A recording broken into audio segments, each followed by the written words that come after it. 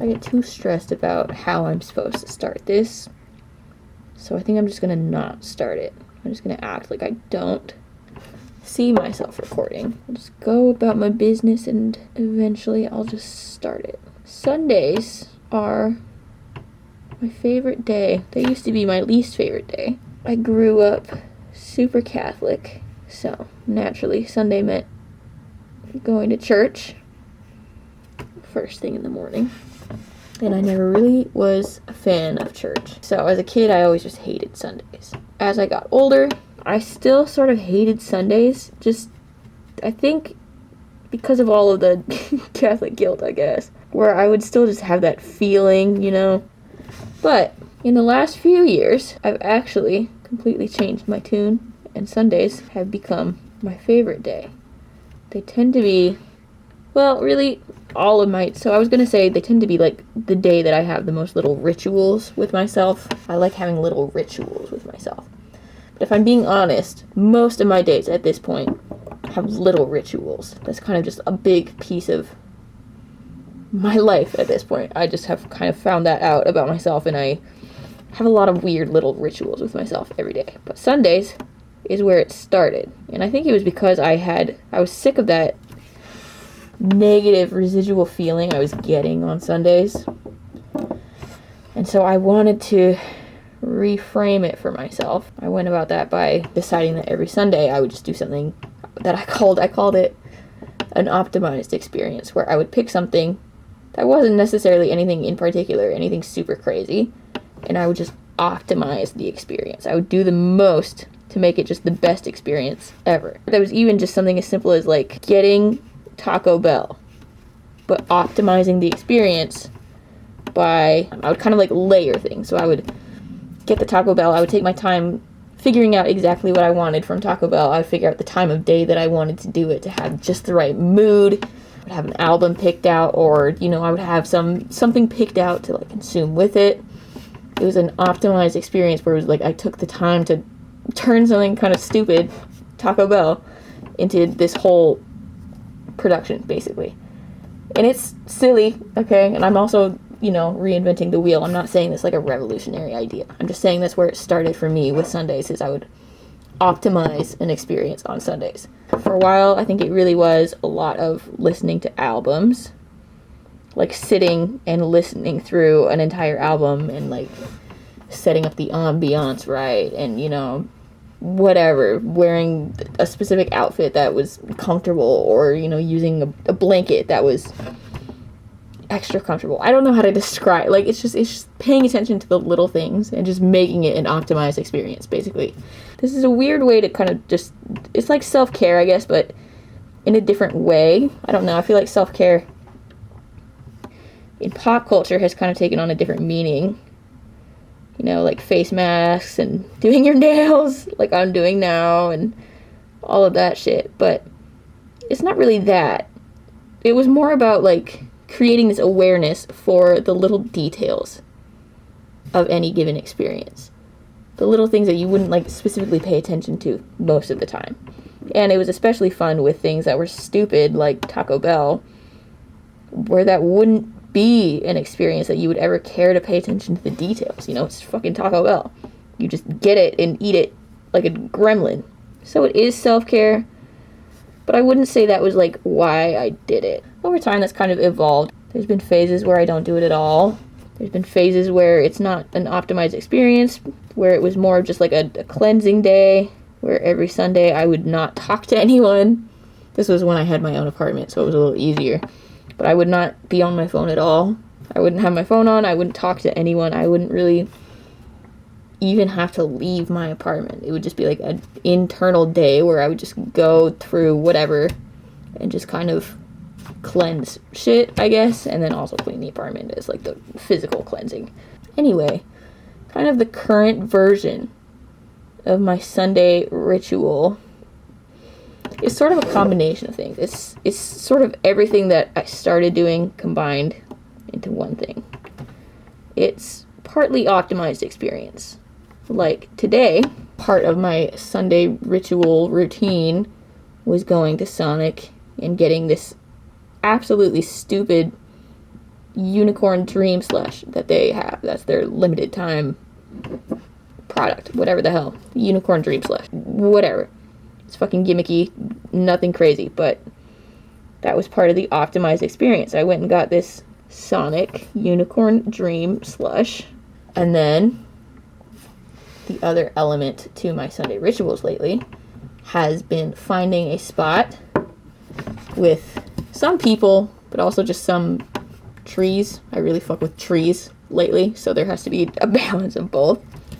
And just sitting and kind of talking to myself in my car like an absolute psychopath, to be honest. Like, from the outside looking in, it's probably kind of concerning. I pick a parking lot, I pick a parking spot, my little unicorn dream slush, right?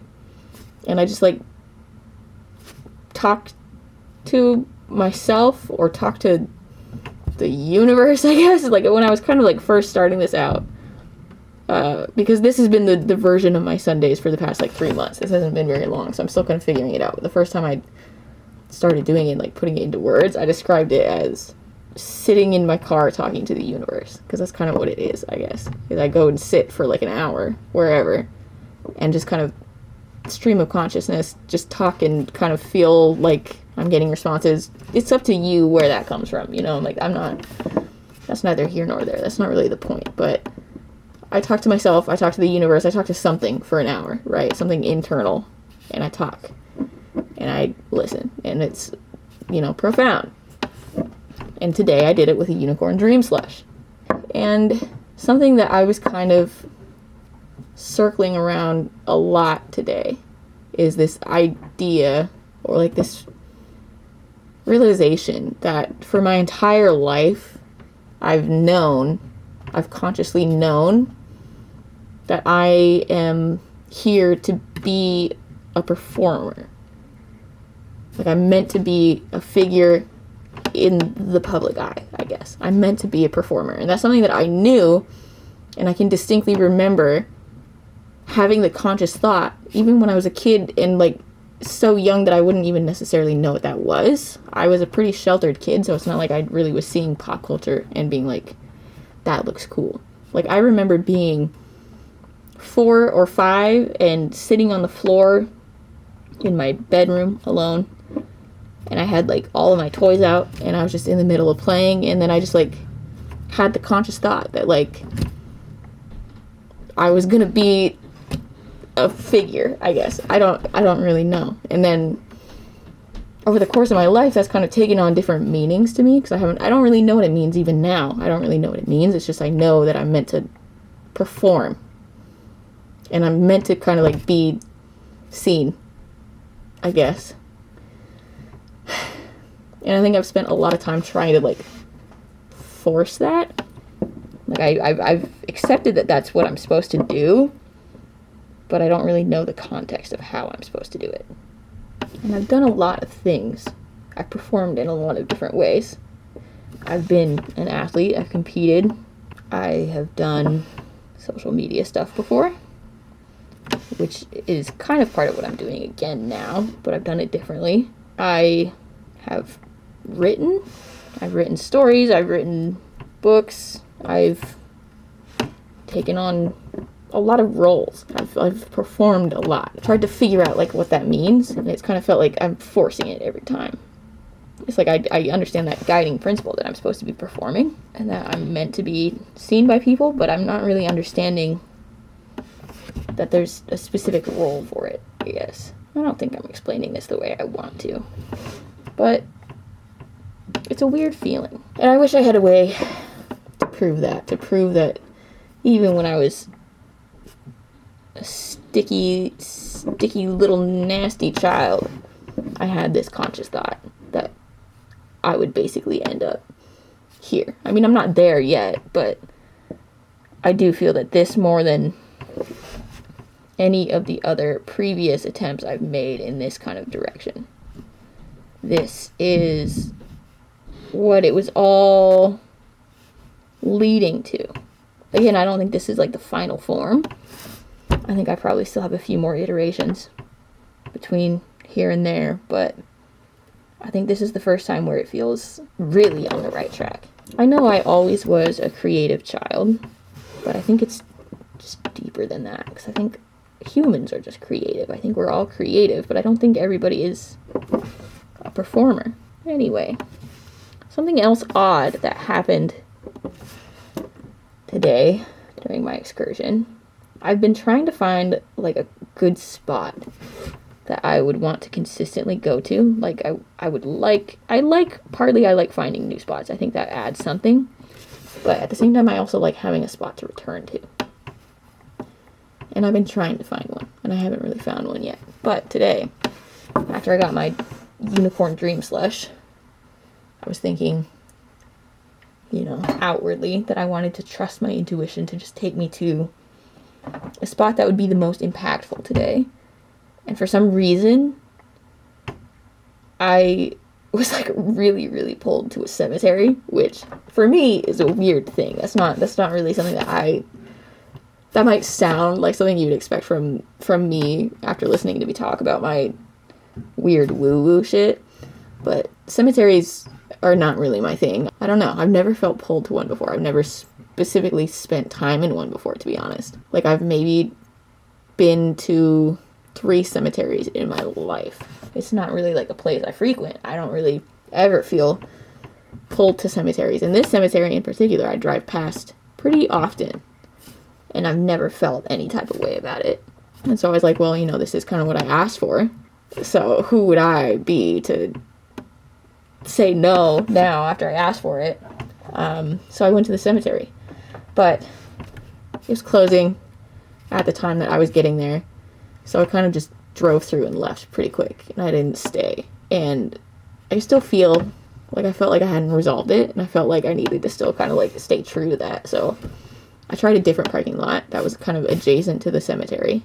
I went there for a minute. And that didn't quite feel right. There was kind of like a weird, like, it just didn't quite feel right. But I still felt like I had the right idea. That like, I should be looking at it, I guess. And so then I left. And I went to a Walmart parking lot. And when I tell you, I found the most scenic parking spot in this Walmart parking lot. I am not exaggerating. Like, and it was guided by that feeling that I needed to be facing the cemetery. Like, I went into this parking lot knowing, or like feeling that sense that like, okay, I had the intuitive thought to go to the cemetery. I tried to go, it didn't work out, but I need to still like stay true. I need to see that through. So I came into this Walmart parking lot thinking that, and I drove all the way over to the far side and found the most insanely scenic, perfect parking spot ever. Facing the cemetery, but like you couldn't see the cemetery. Really all you could see is just like lush green trees, and like birds were everywhere, and it was like magical. Okay, it was like a little slice of heaven in a Walmart parking lot. All because I went in trying to stay true to this intuitive thought to face the cemetery. So that was odd. But again, I don't know. I'm just saying things that happen. I'm not saying that there's any significant meaning there. I don't think that meaning is like an innate part of anything. I think it's kind of like we can decide if things are meaningful. So we can decide if it was meaningful for me to find that parking spot because I had the intuitive thought to go to the cemetery, and then that led to the other events. We can decide to give that meaning. I don't think meaning is innate. I think there's infinite opportunities for meaning in your day-to-day life. Anything can be meaningful, but I think it's a conscious choice on our part. I don't think things are ever innately meaningful. It's just a choice. Just like this. This is also a choice. I don't really like painting my nails, and I definitely don't like red nail polish. I've never been a red nail polish person. I feel like it's too flashy or like too gaudy, and I just don't like how it looks on my hands. But I've had this red polish for a while because I've kind of wanted to be a red nail polish type bitch. But then every time I would try it, it would just not feel right, and I would just take it off and put on a different color. So this is full, as you can see. This one is full. You can see that this one, the glittery gold one, is like a third full. I definitely go for this one. But this red one is completely full. I've never used it. I used it one time, put it on, and immediately removed it. I've never actually used it. But a few days ago, for some reason, I just felt this urge to paint my nails red. And this wasn't even sitting out. I haven't taken my nail polish out since I've been here, which is like 3-4 months now that I've been here. Maybe longer than that. Yeah, like 4 months. And it was buried. It was buried pretty good. So it's not like I saw it and that kind of spurred the thought. I don't know why I suddenly thought of it. But yeah, I just had the thought that like I needed to paint my nails. And even more than that, I needed to paint them red. Like there was no debate. It wasn't, you know, like, oh, I'm going to paint my nails. Let me see what colors I have. It was, I'm going to paint my nails and I'm going to paint them red. And I've been kicking this around for a few days. I knew I wanted to. I took the nail polish out. I went and found it, took it out. But then I just didn't have the time. I had other stuff going on and I didn't get around to it. But it would keep, like, it was stuck in my brain that, like, I was going to paint my nails red. And today was finally the day. Sunday. Self-care Sunday. The timing is horrible because I just did it and it's like 10 p.m. and I think I put it on too thick and now it's not going to dry and I'm going to be up trying to deal with this for a while. But that's fine. I think this has to do with kind of the same thing as what I was, and again, this is me choosing to make this connection. I'm not saying that this connection is innate. I don't really know that I see the world that way. We can choose to make connections. We can choose to connect dots, and we'll connect them in the way that we connect them. And the way someone else would connect them would be different.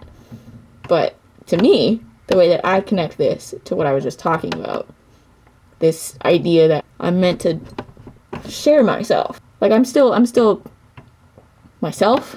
There's still a lot of things that are always going to be just for myself. That's why I'm filming this now. I didn't film it when I was sitting in the Walmart parking lot, right? That was for me. This is me sharing the experience outwardly after. And it's a separate process. Now I just derailed my own train of thought. Ties in that I've always been uncomfortable with red nail polish because it's flashy, but I have to be comfortable being seen. So I have to have the red nail polish. And again, it's woo-woo. It's me choosing to attach meaning. The meaning is not innate. Those two things are independent. They stand alone. They don't have to be connected. But I can choose to connect them. And I can choose to tell this storyline to myself. That's all I'm saying. Also, the unicorn dream slush. I won't lie. I did have my hopes up a little bit about it. Like, I had seen some chatter about it that said it was, it was decent. So I kind of had my hopes up. I would say it was like a 3 out of 10. It was really not good. But their bacon ranch chicken wrap, or whatever that is called, is $1.99. That shit slaps. So on the note of me sharing things, these are the notes that I took while I was in, that scenic Walmart parking lot. They're in the Hub, which is probably not published by the time that this is coming out, but that's something else that is brewing, I guess. We don't have the time to get into that right now, but let's see if there's anything I feel like I want to share. I believe that today is a turning point. That was the first thing I wrote, actually. That is important for me to say in this video, because that was like part of the whole driving force of making this video, is it says, I believe that today is a turning point. Say it out loud. Because, like I said, I've had this conscious thought about myself since I was very, very young. Because I'm meant to be talking and saying these things to other people and sharing my internal outwardly with caution. There's some things that are meant for me, and I feel like I know that some of the things that I know are meant for me. I do understand the difference between an inside thought and an outside thought, but I think that more thoughts should be outside thoughts, I guess. And I think that an important turning point in this process for me is saying it out loud that I accept this role for myself, I guess. Because I've been kind of accepting it. I've consciously kind of had the feeling. And I've kind of been like, yeah, I like to perform for people. I do. In an authentic way. I think that when I say that, it sounds like I'm talking about putting on a performance. I don't know the way to put that into words to make it more distinct. But it's not an inauthentic performance. It's just I enjoy engaging with people, I guess. I don't know. I just enjoy performing on some level. And I'm good at it. But I've never said it out loud. I really beat around the bush with it. I don't like to fully commit to it because I think it's partly an ego thing. I think that it feels very egotistic to say that about yourself, to say that you are a figure who's meant to be seen by people and that you're a performer. And I think it feels too egotistical. And I think that's always held me back. And at a different point I wrote, where is my ego? Keep an eye on it. The ego is not the enemy. I could not be what I am meant to be without it. It needs to be nurtured as all other parts do. I need to say things out loud for myself as much as for other people, I think. I don't think it's all entirely about the performance side of it. I think some of these things I have to say out loud for myself to kind of put them into action and take it to that next level. I don't know. I feel like that's kind of enough for me to work through and make some sort of cohesive video out of. I don't really want to share too much of that, really. I kind of covered the points I did want to share. I think that this is a turning point, and I don't mean that in a way that, like, this is the turning point, or, like, from an outside perspective, anyone else would ever, at some point down the line, like, look back on this moment, this video, and identify it as a turning point. I think it's more of an internal turning point in kind of learning how to talk about these things. Like, talk about the Sunday ritual shit. I've never really talked about that. I've never even talked about an optimized experience with anyone else before. I would just do it because I felt like if I talked about it, it would sound a little bit insane. And it is a little bit, but it's insane in like a fun way. I don't know. I think that we should just do weird shit more often. I think you should just fuck around with your life in a responsible way. No, I take that back. That's not what I wanted to say. But I think you should fuck around with the way that you go about your life. I think that we get very restricted in these self-imposed limitations in the way that we do things, and they don't have to be that way. That's just the way that you do them. But why do you do them that way? Why do you not optimize experiences? Why do I only optimize experiences on Sundays? Why don't I optimize every single experience? I don't know. I think this is part of what I want to do, though. I think I want to talk about shit like that more. I need to find ways to be more, like, succinct about it and to, like, actually put it into words. I've never had to put it into words before. It always was just in my own head, and in my own head, it just makes perfect sense. I know exactly why I'm doing that, and I understand everything about it. I know exactly why I painted my nails red and why that ties into me feeling pulled to a cemetery, and I know all of those things. But having to, like, take them from in here and put them into words to go out there and go out there in a way that really captures what it is in here, that's the hard part. But that's the cool part. Anyway, I also need to put away all of that laundry because that's been haunting me for about a week now. So I'm going to try to do some of that before I go to bed. And then tomorrow, take these bad bitches for a spin. Their inaugural journey into the world. Thank you for being here. If you're here. And if I'm the only one here, thank you for being here.